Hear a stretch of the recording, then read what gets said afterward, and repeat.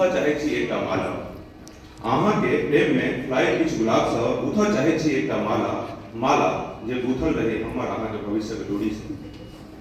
ई माला पहिर हम लड़ब एहि समाज सँ, तोड़ब किछ नियम, करब किछ रूढ़ निबंधन, भंग कर देबै किछ प्रथा, ओकर व्यथा कतियाब किछ रीत रिवाज, कतियाब किछ रीत रिवाज, किछ मेल मिलान, नहीं राखब माला में कोनो दोसर फूल।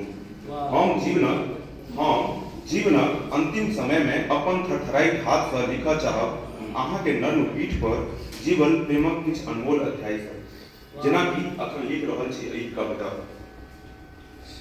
अहाँ के कानक नीचा स्पर्श करऽ सँ पहिने, अहाँ के कानक नीचा स्पर्श करऽ सँ पहिने लऽ जाय चाहै छी अहाँ के कोनो पहाड़क माथी पर, माथी पर जे पहाड़ के जे टॉप रहै छै ओकरा, अहाँ के कानक नीचा स्पर्श करऽ सँ पहिने लऽ जाय चाहै छी कोनो पहाड़क माथी पर, ढालैत साँझ सिनुरिया सूरजक लालिमा सँ भरऽ चाहै छी अहाँ के शीत। जेना जेना होइत जाइत राति,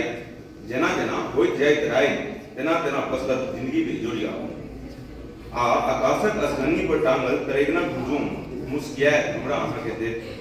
हम चाहब जे अहाँ एहि एकात्म बेला में पूछी फेर वह प्रश्न, हम चाहब जे अहाँ एहि एकात्म बेला में फेर से पूछी वह प्रश्न, कि अहाँ हमरा ओहियो ठाम भेटब, कि अहाँ हमरा ओहियो ठाम भेटब जाहि ठाम नहीं छै अनुमति शरीर के जयबाक, आ फेर हम शरीर प्रधान में रहब या नहीं। क्या बात, बढ़िया।